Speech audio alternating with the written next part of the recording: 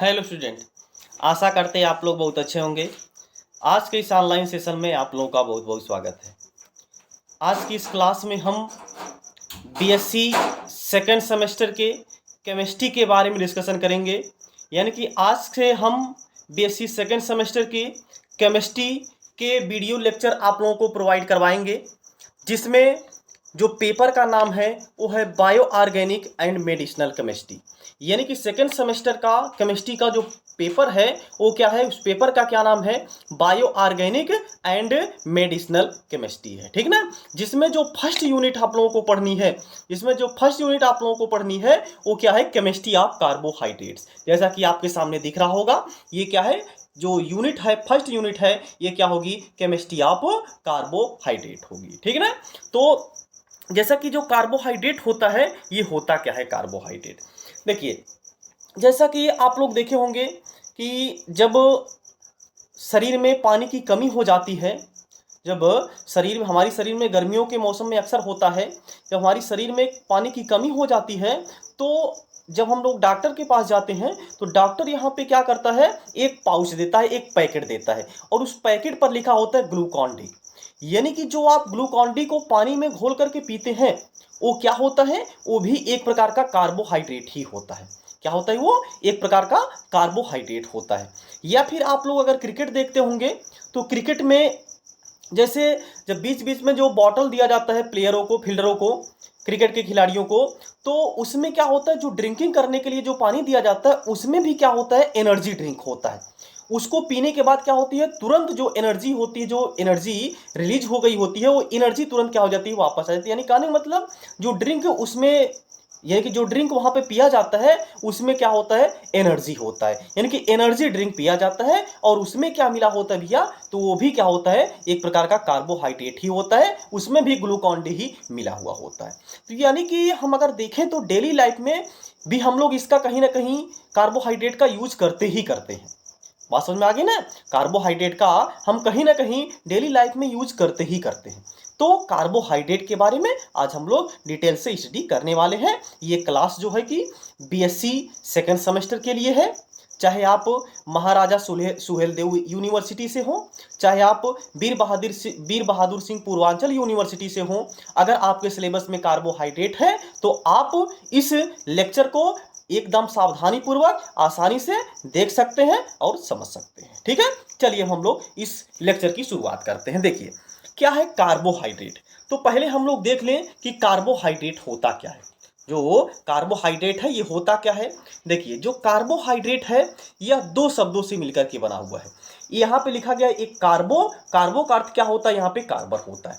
यानी कि जो कार्बो लिखा गया यहाँ पे, कार्बन का यानी कि कार्बो का अर्थ यहाँ पे क्या होता है भैया, ये होता है कार्बन। और यहाँ पे आगे लिखा गया हाइड्रेट, हाइड्रेट का मतलब यहाँ पे क्या होता है, वाटर। यानी कि जो हाइड्रेट, यानी जो कार्बन का हाइड्रेट होता है वही क्या कहलाता है भैया, कार्बोहाइड्रेट कहलाता है। बात समझ में आ गई ना। अगर हम इसका जनरल फार्मूला की बात करें, तो होता है CX, इसको हम लोग लिख सकते हैं CX, और यहाँ पे H2O का यहाँ पे हम लोग Y लिख सकते हैं। बात समझ में आ गई ना। COH2O का यहाँ पे हम लोग क्या लिख सकते हैं, Y लिख सकते हैं। बात समझ में आ गई ना। हो सकता है यहाँ पे ना दिखे तो हम एक बार फिर से यहाँ पे लिख दे रहे हैं। देखिए क्या होगा, यहाँ पे हम कलर भी थोड़ा सा चेंज कर दे रहे हैं। देखिए क्या होगा यहाँ पे कि जो कार्बोहाइड्रेट है ये क्या होगा, हाइड्रेट ऑफ कार्बन होगा। ठीक, यानी कि इसका अगर हम जनरल फार्मूला लिखेंगे ये हो जाएगा CX, क्या हो जाएगा CX, और हो जाएगा H2O का Y हो जाएगा। क्या हो जाएगा भैया, H2O का Y। ये क्या है, कार्बोहाइड्रेट का जनरल फार्मूला है। लेकिन ये जो जनरल फार्मूला है ये सभी कार्बोहाइड्रेट के लिए अप्लाई नहीं किया जा सकता। ये जो यहाँ पे दिया गया है जनरल फार्मूला इस कार्बोहाइड्रेट का, ये सभी स्थानों पर यानी सभी कंपाउंडों के लिए यह एप्लीकेबल नहीं हो पाया। कैसे है, किसके लिए एप्लीकेबल हो गया और एप्लीकेबल क्यों नहीं हुआ, और क्या होता है, इसकी डिफिनीशन क्या होती है। चलिए अब हम लोग इस जो यहाँ पे हमने नोट्स लिखा है इसके माध्यम से अब हम पढ़ करके आपको समझाते हैं और इसमें है क्या। ठीक, देखिए क्या है, the term of carbohydrate is used to describe the class of compound which occurs naturally. यानी कि जो कार्बोहाइड्रेट है ये जो कार्बोहाइड्रेट है वह क्या बोला गया है, the term carbohydrate is used. Carbohydrate का जो टर्म है वो हम लोग यूज कर सकते हैं describe the class of compound in which occur naturally in the animal and vegetable kingdom and are composed of primary carbon hydrogen and oxygen element. यानी कि ये जो कार्बोहाइड्रेट है, ये जो कार्बोहाइड्रेट है ये पाया जाता है, किसमें पाया जाता है, एनिमल में, वेजिटेबल में, यानी कि जैसे जो भी जीव जंतु होते हैं उसमें कार्बोहाइड्रेट भैया पाया ही जाता है। और कुछ वेजिटेबल है यानी कि जो वनस्पति है उसमें भी क्या होता है, कार्बोहाइड्रेट पाया जाता है। और ये जो कार्बोहाइड्रेट होते हैं, ये जो कार्बोहाइड्रेट होते हैं, यह जो कार्बोहाइड्रेट होते हैं यह बने होते हैं किससे, कार्बन से। यानी कि जो कार्बोहाइड्रेट होते हैं ये बने होते हैं किससे, कार्बन से, हाइड्रोजन से और किससे, ऑक्सीजन से। यानी कि ये जो जनरली कार्बोहाइड्रेट होते हैं यह बने होते हैं कार्बन से, हाइड्रोजन से और ऑक्सीजन से मिलकर के बने होते हैं। ठीक है ना, आगे देखिए, the general formula of carbohydrate is, the general formula of carbohydrate is CxH2O का Y, जो कि यहां पे अभी हमने आपको बताया था। इसका जो जनरल फार्मूला होता है वो क्या होता है, CxH2O का Y। पास समझ में आ गया ना, यानी कि X जो होगा कोई नंबर होगा और जो Y होगा वो भी क्या होगा, कोई नंबर होगा। पास समझ में आ गया ना, तो ये है इसका जनरल फार्मूला। आगे क्या लिखा गया है, but the same compound like rhamnose, यानी कि जो रैमनोस होता है जिसका फार्मूला होता है C6H12O5 होता है। जो रैमनोस है इसका फार्मूला क्या होता है, C6H12O5 होता है, or does not obey this formula. देखिए अभी हमने शुरू में ही आपको बताया था कि ये जो जनरल फार्मूला यहाँ पे लिखा गया है कार्बोहाइड्रेट का, यह सभी कंपाउंड के लिए अप्लीकेबल नहीं हो पाया। बात समझ में आ गई ना, कुछ कंपाउंड ऐसे भी हैं जो क्या करते हैं, इस फार्मूले का पालन करते हैं लेकिन वो कार्बोहाइड्रेट नहीं होते, जबकि कुछ कंपाउंड ऐसे भी होते हैं जो इस फार्मूले का पालन करते हैं लेकिन वो कार्बोहाइड्रेट नहीं होते। बात समझ में आ गई, यानी कि फिर से हम बोले कि कुछ कंपाउंड ऐसे भी होते हैं जो इस फार्मूले का तो पालन करते हैं लेकिन वो कार्बोहाइड्रेट नहीं होते, और कुछ कंपाउंड ऐसे भी होते हैं जो इस फार्मूले का पालन नहीं करते हैं लेकिन फिर भी वो कार्बोहाइड्रेट होते हैं। बात समझ में आ गई ना, जैसे यहाँ पे हमने एक एग्जांपल दिया, क्या है, रैमनोस। रैमनोस जो है जिसका फार्मूला क्या होता है, C6H12O5 होता है, और does not obey this formula. ठीक, तो जो रैमनोस है यह इस फार्मूले का पालन नहीं करता है लेकिन फिर भी क्या है, एक प्रकार का यह कार्बोहाइड्रेट होता है। ठीक, आगे देखिए क्या लिखे हैं, or does not obey this formula but it is carbohydrate. ये तो हमने बता ही दिया, लेकिन फिर भी क्या है, ये कार्बोहाइड्रेट होते हैं। ठीक, and some compound like acetic acid, some compound like acetic acid, जैसे इसका फार्मूला होता है CH3COOH, फॉलो द फार्मूला। यानी कि देखिए जो एसिटिक एसिड है यह इस फार्मूले का तो पालन करता है, आगे देखिए क्या बोला गया है, ओबे but it is not carbohydrate. ये मोस्ट इंपॉर्टेंट पॉइंट है यहाँ पे। जो एसिटिक एसिड होता है जिसका फार्मूला होता है CH3COOH, यह क्या करता है भैया, ये जो यहाँ पे फार्मूला दिया गया है CxH2O का Y, इसका ये क्या करता है, पालन करता है, लेकिन ये कार्बोहाइड्रेट नहीं होता है। बात समझ में आ गई ना, तो ये चीज आपको थोड़ा सा ध्यान देना है कि जो एसिटिक एसिड होता है यह इस फार्मूले का तो पालन करता है लेकिन ये कार्बोहाइड्रेट नहीं होता है। ठीक, चलिए अब हम लोग आगे चलते हैं। सो दिस फार्मूला, आगे देखिए क्या बोला गया यहाँ पे, so this formula not correct to all carbohydrate compound.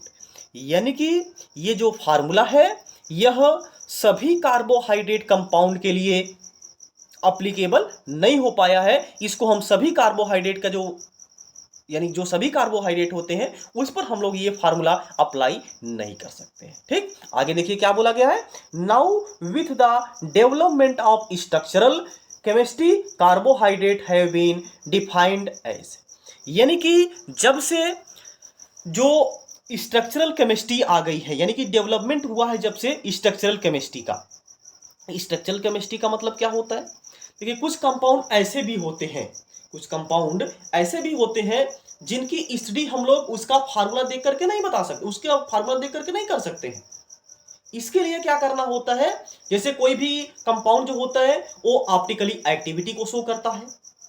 कोई भी कंपाउंड ऐसा होता है जिसकी सारी प्रॉपर्टी को हम लोग ऐसे नहीं डिफाइन कर पाते हैं, उसकी ऑप्टिकल एक्टिव कंपाउंड को हम लोग ले लिया जाता है, उसको डिफाइन कर यानी कि उसकी सहायता से हम लोग क्या करते हैं, उस कंपाउंड को डिफाइन करते हैं, उसकी सारी प्रॉपर्टी को डील करते हैं।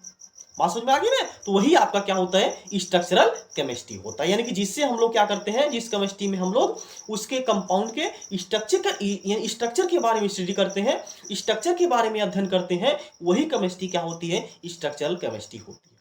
तो इस स्ट्रक्चरल केमिस्ट्री से हम लोग डिफाइन करेंगे किसको, कार्बोहाइड्रेट को। ठीक, देखिए क्या होता है इसके अनुसार कार्बोहाइड्रेट का फार्मूला, सॉरी इसकी डिफिनीशन क्या होती है। देखिए क्या बोला गया है, जो कार्बोहाइड्रेट होता है वो क्या होगा, यहाँ पे उसकी डिफिनीशन क्या होगी।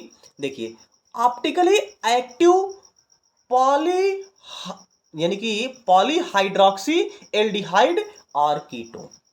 देखिए यहाँ पे क्या बोला जा रहा है, ऑप्टिकली एक्टिव पॉलीहाइड्रोक्सी एल्डिहाइड और कीटोन। अब ये एल्डिहाइड क्या चीज होता है, ये एल्डिहाइड कहां से आ गया, ये कीटोन कहां से आ गया, ये चीज क्या होता है। तो ये चीज पहले हम आपको, इसका पहले हम आपको बता दें, ये पहले हम आपको जो ये डाउट है आप लोगों का, पहले हम इसको क्लियर करें कि एल्डिहाइड क्या होता है और कीटोन क्या होता है। देखिए जो एल्डिहाइड होता है उसको CHO से रिप्रेजेंट किया जाता है। बात समझ में आ गई ना, जो एल्डिहाइड होता है उसको CHO से रिप्रेजेंट किया जाता है, यानी कि क्या होता है, ये एक प्रकार का फंक्शनल ग्रुप होता है, ये एक प्रकार का क्रियात्मक समूह होता है, जिसको हम लोग क्या बोलते हैं, कार्बोनिल ग्रुप बोलते हैं, कार्बोनिल समूह बोलते हैं। बात समझ में आ गई ना। तो ये क्या है भैया, ये क्या है आपका एल्डिहाइड है, इसको हम लोग CHO से रिप्रेजेंट करते हैं। और अगर हम IUPAC नाम की बात करें, इसका IUPAC नाम करने के लिए जो कंपाउंड होता है उसके अंत में अल जोड़ दिया जाता है। ठीक, तो ये तो हो गया इसके बारे में, यानी कि एल्डिहाइड के बारे में, इसकी पहचान क्या होती है भैया, CHO होती है। ठीक, इसके बाद अगला जो है, अगला क्या है यहाँ पे, एल्डिहाइड और कीटोन। अब ये कीटोन क्या चीज होता है, अब ये कीटोन क्या चीज होता है, तो ये पहले हम आपको बता दें, जो कीटोन है ये कीटोन क्या चीज होता है, पहले ये चीज हम यहां पे आपको बताएं। देखिए जो कीटोन होता है, कीटोन क्या होता है पहले ये हम आपको बता दें। देखिए ये जो कीटोन होता है ये क्या होता है, जैसे देखिए कीटोन क्या होता है, ये कार्बन होगा और डबल बॉन्ड यहां पे क्या होगा, ऑक्सीजन होगा। ये क्या है भैया, कीटोन है। यानी कि अगर कार्बन डबल बॉन्ड के थ्रू की ऑक्सीजन से जुड़ा हुआ है, और ये जो यहाँ पे कार्बन की दो वैलेंसी आपको फ्री दिख रही है, यहाँ पे क्या होगा भैया, कोई आर ग्रुप जुड़ा होगा, और यहाँ भी क्या होगा भैया, कोई आर ग्रुप जुड़ा होगा। अब ये आर क्या होगा, आर मतलब यहाँ पे क्या होगा, कोई भी कार्बन एलिफेटिक भी हो सकता है और एरोमेटिक भी हो सकता है, यहाँ पे जुड़ सकता है, तो ये क्या कहलाएगा भैया, ये कहलाएगा कीटोन। बात समझ में आ गई ना, इसकी पहचान ये होती है। तो क्या बोला जा रहा है यहाँ पे, फिर से देखिए कि देखिए यहां पे क्या बोला जा रहा है, देखिए कि optically active hydro polyhydroxy aldehyde or ketone or their polymerisation products that can be hydrolysed to either of them is called carbohydrate. यानी कि इसका सीधा सीधा मतलब समझिए, ऐसे कंपाउंड जिसमें या तो एल्डिहाइडिक क्रियात्मक समूह होगा, या तो कीटोनिक क्रियात्मक समूह होगा, या फिर इसका कोई पॉलीमर होगा। बात समझ में आ गई ना, यहां पे देख एक चीज बोला गया है पॉलीमराइजेशन, यहां पे एक चीज बोला गया है पॉलीमराइजेशन, या तो एल्डिहाइड होगा उसमें फंक्शनल ग्रुप, या तो क्रियात्मक समूह होगा, और या तो इसका कोई पॉलीमर होगा। तो ऐसे कंपाउंड को हम लोग क्या बोलेंगे, कार्बोहाइड्रेट बोलेंगे। यानी कि ऐसे कंपाउंड जिसमें या तो एल्डिहाइडिक या तो कीटोनिक क्रियात्मक समूह होगा, और जिसको यहां पे देखिए एक शब्द और बोला गया है यहां पे, product that can be hydrolysed either of them. यानी कि जिसको हाइड्रोलाइज किया जा सकता है, जिसको एक दूसरे में हाइड्रोलाइज किया जा सकता है, ऐसे कंपाउंड को क्या बोला जाता है भैया? कार्बोहाइड्रेट बोला जाता है। इसमें एग्जांपल जैसे आप देख लीजिए, ग्लूकोज हो गया, फ्रक्टोज हो गया, शुगर हो गया, ये सभी के सभी क्या होते हैं भैया? एक प्रकार के कार्बोहाइड्रेट होते हैं। बात समझ में आ गया ना? अगर हम ग्लूकोज की बात करें, इसका जो फार्मूला होता है वो होता है भैया C6H12O6 होता है। क्या होता है? C6H12O6 होता है। ये क्या होता है? ग्लूकोज होता है। और यही formula same to same fructose का भी होता है। अब आप बोलेंगे ये क्या बात है, ग्लूकोज और फ्रक्टोज का फार्मूला दोनों सेम है, तो इसमें डिफरेंस क्या है?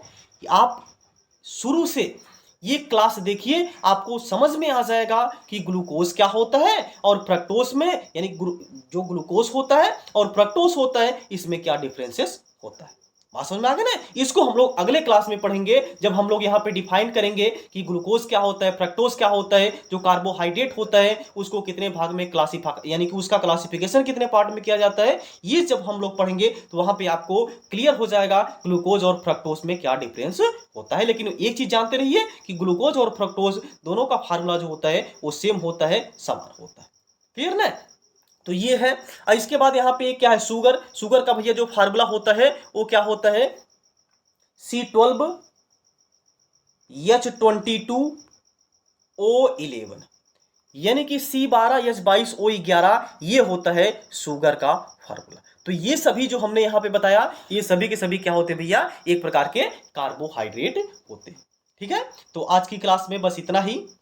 आज शुरुआत थी, इसमें हम लोगों ने कार्बोहाइड्रेट का इंट्रोडक्शन देखा।